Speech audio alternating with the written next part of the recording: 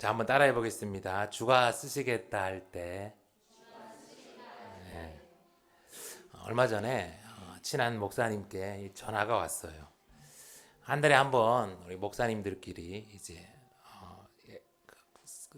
구약학 교수님을 모시고 공부하는 모임이 있는데 이제 다음 주에 이제 그 목사님 차례여서 뭐 그것 때문에 저한테 전화를 했는가 싶었는데 그게 아니었어요.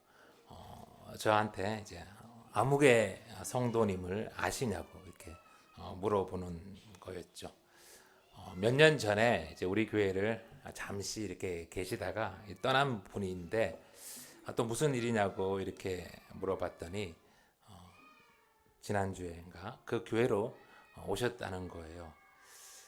우리 교회 잠깐 다니다가 떠나셔서 저희 동기 목사님이 개척한 교회에 한 2년 동안 잘 출석한 걸로 알았는데 또 그 교회를 떠나셔서 또 다른 아는 목사님 교회를 다녔는데 또 떠나셔가지고 전화한 그 목사님 교회로 오셨다는 거죠. 이제 나이도 꽤 되셨을 텐데 왜 자꾸 이렇게 몇 번을 교회를 옮기시는지 그 소식을 듣고서 그냥 마음이 아팠어요. 성도님들이 종종 교회를 떠납니다. 저는 얼마든지 성도님들이 교회를 떠날 수 있다고 생각을 합니다. 우리가 좋은 대학을 가려고 애쓰고 또 좋은 직장을 찾기 위해 애쓰는 만큼 성도는 그것보다 훨씬 더 열심히 좋은 교회를 찾고 좋은 교회를 다니기 위해서 애써야 한다고 생각을 합니다.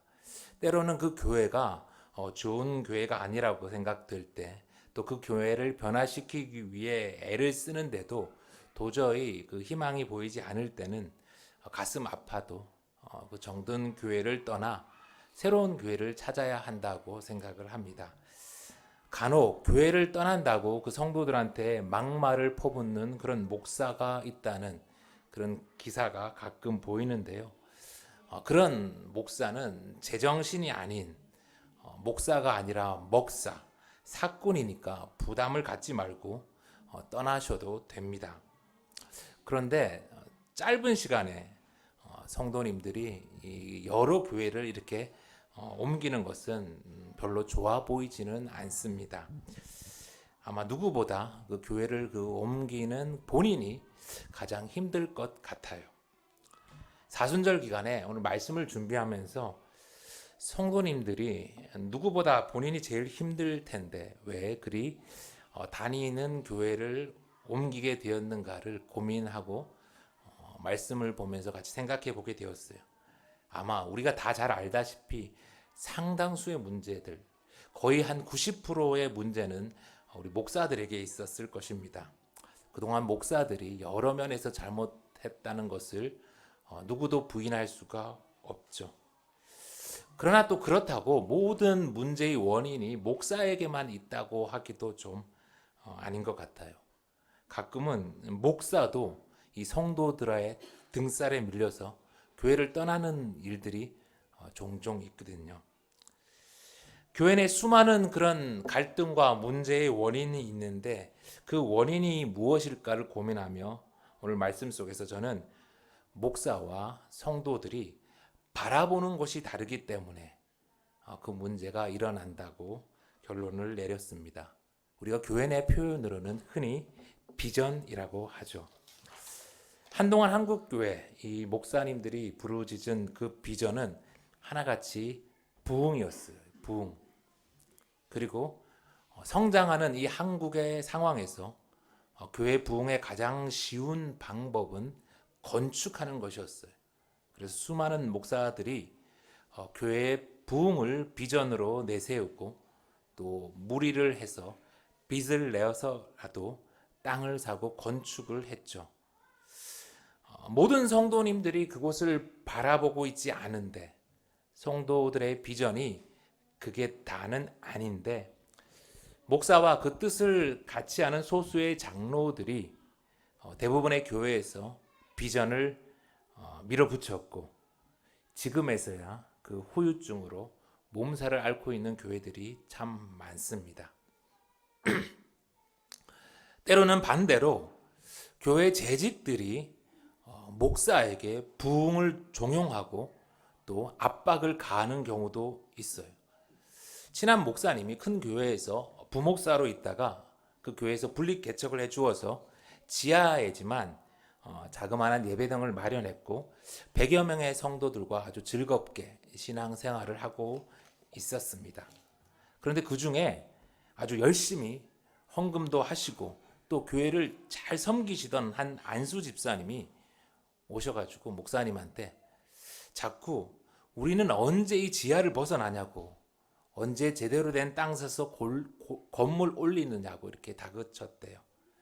그래서 목사님이 몇 번 계속 그러니까 하루는 진지하게 자기는 교회를 부흥시켜서 건물 올리는데 별로 관심이 없다고 그런 말씀을 드렸더니 그 집사님이 바로 교회를 떠나버리셨대요.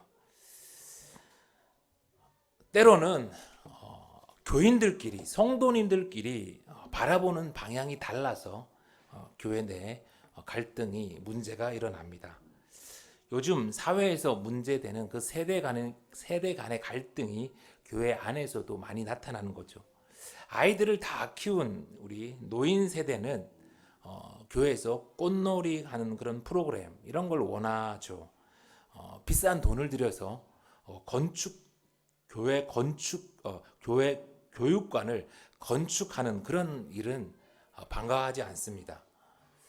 반대로 어린 자녀를 둔 부모들은 우리 아이들이 안정적으로 예배를 드리고 또 뛰어놀 수 있는 교회 공간이 있기를 간절히 바랍니다. 한 교회지만 많은 세대, 많은 사람들이 모여 있다 보니 각자 바라보는 방향이 다르고 그 안에서 교회의 뜻을 맞추는 게 보통 힘든 일이 아닙니다.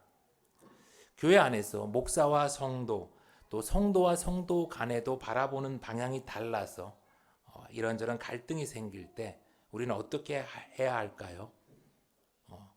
목사가 그냥 제왕적으로 자신의 뜻을 비전으로 내세우고 그 뜻을 다 같이 따라가야 할까요? 아니면 교회 안에서 특별히 헌금을 많이 하고 기여를 많이 하는 장로님들이나 집사님들의 뜻을 우리가 따라야 할까요? 누가복음 19장 28절의 말씀을 들어보세요. 예수께서 이 말씀을 하시고 예루살렘을 향하여 앞서서 가시더라. 설교 전에 오늘 우리가 했던 찬양 중에 우리 보좌 앞에 모였네 라는 찬양이 있었죠. 그 찬양의 제목이 비전입니다. 비전. 여러분, 그 찬양의 제목이 왜 비전일까요? 보좌 앞에 각 나라와 족속, 수많은 백성과 수많은 방언을 하는 다양한 사람들이 모이지만 보좌 앞에 모여 하나님을 찬양하는 그 많은 사람들의 비전은 오직 하나, 우리를 위하여 십자가에서 죽으신 어린 양 예수 그리스도이기 때문이죠. 예수 외에 다른 비전은 없습니다. 교회가 바라볼 곳은 오직 십자가에 달린 어린 양 예수 그리스도뿐이죠. 오늘 말씀을 마치신 예수님이 어떻게 하십니까? 말씀을 마치시고는 예루살렘을 향하여 가셨대요. 여러분, 우리는 예수님께서 예루살렘을 향하여 가셨다는 것을 너무 당연하게 생각하죠. 그래서 이 말씀을 읽을 때도 별로 생각 없이 대수롭지 않게 여깁니다. 그런데 여러분 그거 아세요? 예수님이 이 예루살렘으로 가신 것은 오병이어의 기적, 예수님의 십자가의 죽으심과 부활하심과 같이 사복음서의 저자들이 모두 다 기록하고 있다는 것을요. 이 사복음서의 저자들이 먼저 저자가 그 사실을 기록한 것을 알면서도 모두가 다 기록하는 것은 예수님의 어릴 적이나 태어남이나 이런 것은 생략하면서도 예수님의 마지막 행적지가 예루살렘이라고 기록하고 있다는 것은 그만큼 중요하다는 것이죠. 여러분, 예수님이 예루살렘으로 가셨다는 게 왜 그리 중요합니까? 예수님이 이 예루살렘으로 가신 이유는 영광을 위해서가 아니라 십자가를 지고 죽으러 가셨기 때문이죠. 예수님의 인생의 최종 목적지는 골고다 언덕, 십자가 위였다는 거예요. 여러분, 예수님의 제자인 우리 교회가 바라볼 비전은 바라볼 방향은 예수 그리스도, 예수님을 보고 따라가야 할 곳은 영광의 자리가 아니라 고난의 자리, 십자가가 있는 골고다 언덕이라는 것이죠. 제가 신대원을 이렇게 지원할 때 그때 경쟁률이 5대 1이었어요. 5대 1. 한 300여 명 뽑는데 1,500명 넘게 지원을 했더라고요. 서울대, 연대, 고대 졸업하신 분들도 많았고 평균 3.5수, 재수를 넘어서 3.5수를 해야 겨우 들어갈 수가 있었어요. 제 친한 형은 무려 7수를 해서 신학교를 들어갔죠. 그런데 지금은 어떻습니까? 미달인 곳이 수두룩해요. 학생 좀 보내달라고 막 교수님들한테 전화가 옵니다. 여러분 왜 그래요?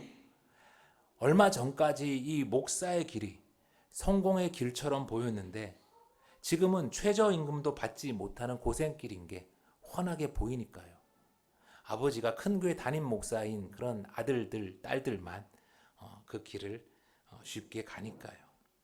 여러분 개척교회 막 서로 오겠다고 목사들이 다투는 걸 보셨습니까? 교회에 빚이 많은데 그 빚을 감당할 장로가 되겠다고 막 서로 성도님들이 서로 다투는 거 보셨어요? 교회가 가는 곳이 예수님을 따라 골고다 십자가 언덕으로 갈 때 교회는 별 다툼이 없습니다. 그러나 교회에 돈이 많고 힘이 있을 때, 교회가 넓은 길로 갈 때 그 자리를 가려고 하는 목사와 장로들은 많죠. 그리고 그곳에는 갈등과 다툼이 끊이질 않죠. 그러니 여러분 속으면 안 돼요. 목사도 교회도 보여지는 게 다가 아닙니다. 거기서 들려지는 소리가 다가 아니란 거죠. 중요한 것은 목사가 어디로 가고 있는가, 그 교회가 어디로 가고 있는가예요. 왕이 되려고 예루살렘으로 가고 있는가, 아니면 십자가를 지려고 예루살렘으로 가고 있는가. 만약에 목사가 가는 길이 내 뜻과 내 생각과 달라요. 그런데 그 길이 예수님이 가신 십자가의 길이라면 달라도 우리는 그 길을 가야 합니다.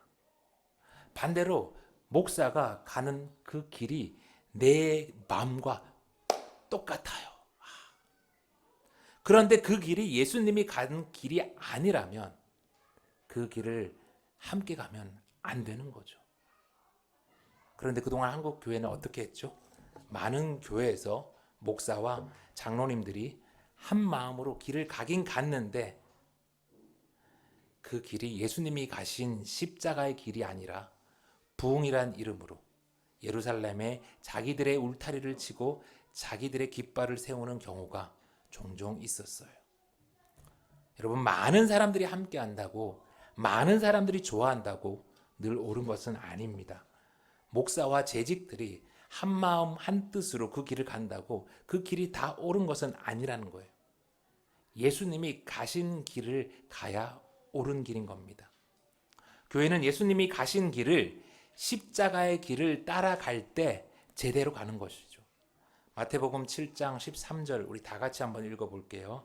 마태복음 7장 13절 다 같이 좁은 문으로 들어가라. 멸망으로 인도하는 문은 크고 그 길이 넓어 그리로 들어가는 자가 많고 생명으로 인도하는 문은 좁고 길이 협착하여 찾는 자가 적음이라. 아멘.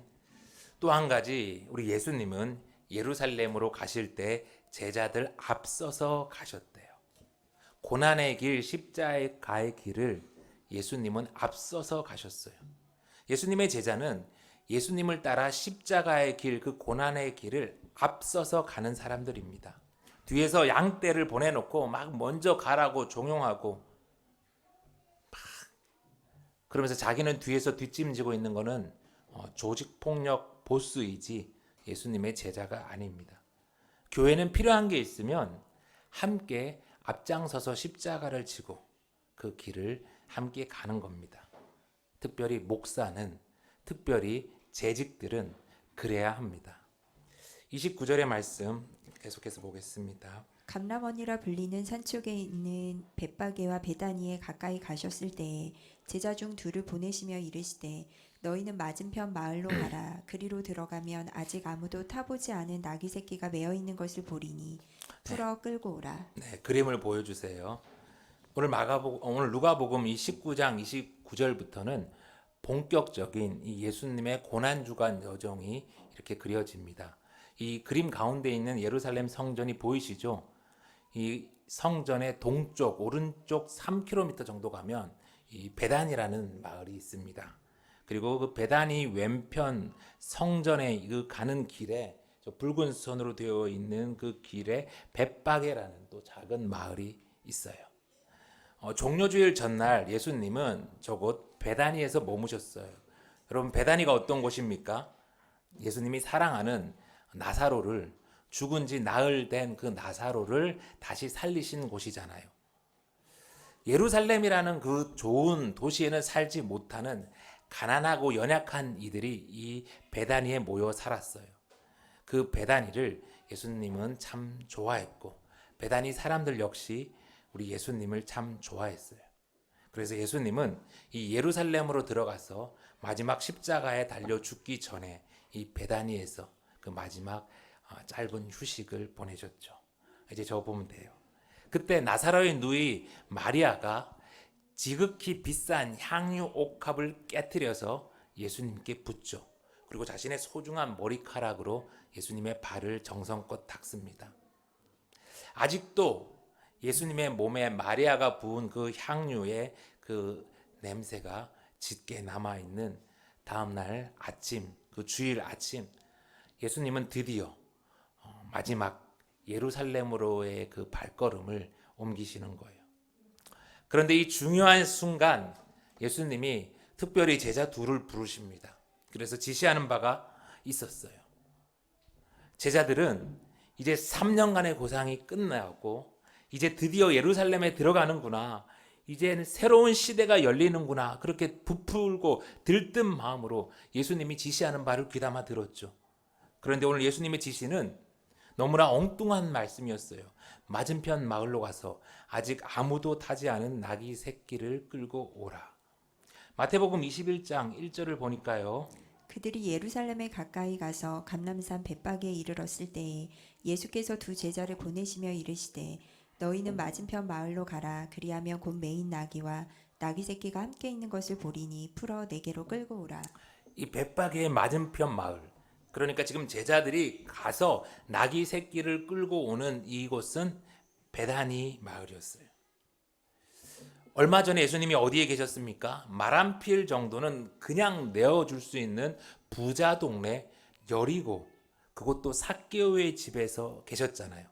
그리고 그곳을 떠나서 이제는 유력한 가문들이 모여있는 예루살렘이 코앞에 있는데, 이제 새로운 왕이 되셔서 예루살렘으로 멋지게 입성해야 될 예수님이 하필이면 다시 그 가난한 동네 베다니로 가서 탈 것을 가져오라고 하는데, 그것도 크고 멋진 백마가 아니라 조그만한 나귀의 새끼를 가져오라고 하시는, 정말 이해할 수 없는 예수님의 명령이었죠. 이번 주 시차례에서 어떤 교회가 분립 개척에서 시차례에 들어왔는데 그 교회가 시작할 때부터 200명이었다는 이야기를 하는 거예요. 우리 시찰내에 한 57개 정도 교회가 있는데 그 중에서 200명 넘는 교회가 몇 안 되거든요. 그러니까 다들 많이 부러워하고 대단하게 생각했죠. 목사님 한 분이 10억이나 지원받고 성도도 200명이 출발하니 와, 그 목사 그 큰 교회에서 부목으로 정말 잘했나 봐, 그런 이야기를 하셨어요. 그랬더니 옆에 있던 다른 목사님 한 분이 그 목사 나이도 젊은데 키도 크고 잘생겼어 하는 거예요. 그런데 정말로 거기 있던 많은 목사님들이 진지하게 목회도 돈도 중요하지만 정말 인물이 중요하다고, 그래야 여성도님들이 많이 따르고 분립 개척도 잘 된다는 거예요. 제가 그 말을 듣는데 나는 외모가 그래서 그런가 교회 부흥을 위해서 머리를 좀 심어야 하나. 여러분, 만약에 그렇게 하나님 나라가 임했다면 예수님이 오늘 나귀의 새끼가 아니라 크고 멋진 백마를 어떻게 빚을 내서라도 타셨을 거예요. 그런데 예수님은 그러지 않으셨어요. 예수님은 그 발이 땅에 닿을 것 같은 그 조그마한 나귀의 새끼를 타고 그렇게 절벅절벅 예루살렘에 들어가십니다. 그 초라한 이해할 수 없는 모습이 왕으로 예루살렘에 들어간 예수님의 모습이었죠. 여러분, 예수님은 도대체 왜 그러셨을까요? 스가랴 9장 9절의 말씀, 시온에 따라 크게 기뻐할지어다 예루살렘에 따라 즐거이 부를지어다 보라 내 왕이 내게 임하시나니 그는 공의로우시며 구원을 베푸시며 겸손하여서 나귀를 타시나니 나귀의 작은 것 곧 나귀 새끼니라. 분명 예수님이 예루살렘에 왕으로 들어가시지만 예수님은 힘과 칼로 통치하는 왕이 아니라 십자가를 지심으로 구원을 베푸시려는 그런 왕이시니까요. 예수님은 사람들의 인기를 끌어서 예루살렘에 자신의 왕국을 세우려는 것이 아니라 십자가를 지고 인간의 죄를 대신해 죽음으로 하나님의 나라를 세우시려는 것이니까요. 그래서 예수님은 백마가 아니라 자그마한 나귀의 새끼를 타고 입성하십니다. 그렇기에 왕이신 그 예수님의 길을 준비하는 일은 부유한 여리고 사람이 아니라 힘 있는 예루살렘 사람들이 아니라 정말 가난하고 연약한 베다니 마을 사람들도 할 수가 있었던 것이죠. 33절을 보니까 나귀 새끼를 풀 때에 그 임자들이 이르되 어찌하여 나귀 새끼를 푸느냐. 그 임자들, 나귀 새끼의 주인이 한 사람이 아니라 여럿이었대요. 베다니는 너무도 가난한 마을이었기에 그 작은 나귀의 새끼조차도 공동의 소유였던 거예요. 그런데 그런 사람들이 어떻게 했습니까? 34절. 대답하되 주께서 쓰시겠다 하고. 주께서 쓰시겠다 했을 때 그들은 자신의 큰 재산이면서 또 공동의 소유물인 이 나귀의 새끼를 군소리 없이 주님께 내어드렸어요. 우리는 종종 가난하고 연약한 힘없는 사람들이 무슨 하나님 나라 일을 할 수 있을까 생각합니다. 여러분, 그건 돈을 좋아하는 바리새인들의 생각일 뿐이지 옳은 생각이 아니에요. 하나님은 가난하고 연약한 이들의 헌신을 통해서 왕의 발걸음을 준비하셨죠. 우리는 컴패션을 통해서 한 달에 45,000원의 그 돈을 보내잖아요. 어쩌면 우리가 그 보내는 작은 돈으로 한 달을 먹고 또 배우는 아이들이 우리보다도 훨씬 더 크고 훌륭한 하나님 나라 일을 하고 있을지 모릅니다. 이사야서 55장 8절의 말씀 우리 다 같이 한번 봉독할게요. 이사야 55장 8절 시작.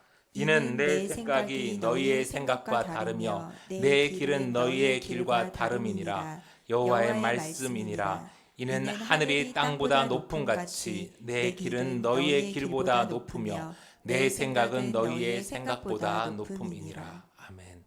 사랑하는 성도 여러분, 예수님 왕이신 분은 무조건 백마를 타야 한다는 내 생각이 틀릴 수 있음을 우리 인정합시다.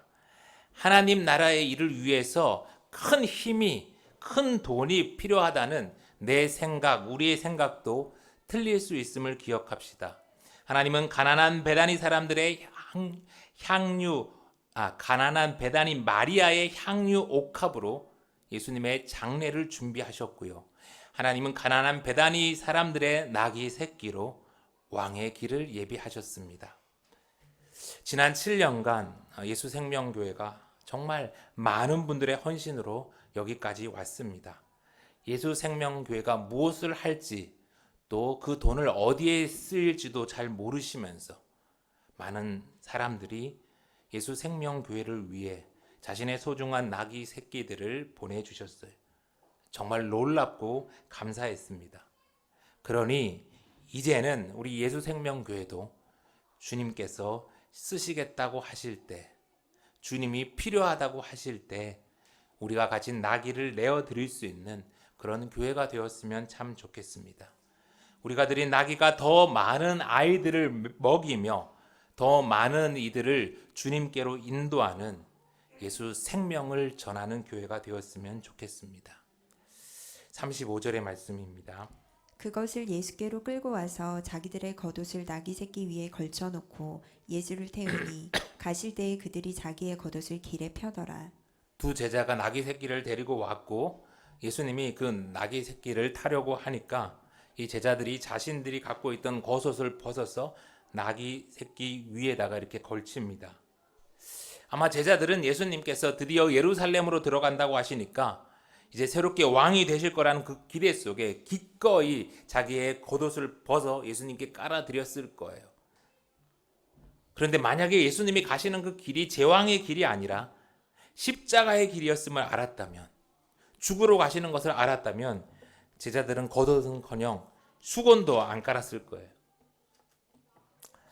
그런데 예수님은요, 그런 제자들의 어리석음 속에서도, 그런 무지 속에서 한 행동이지만 묵묵히 그 행동들을 통하여 자신의 길을 걸어가십니다.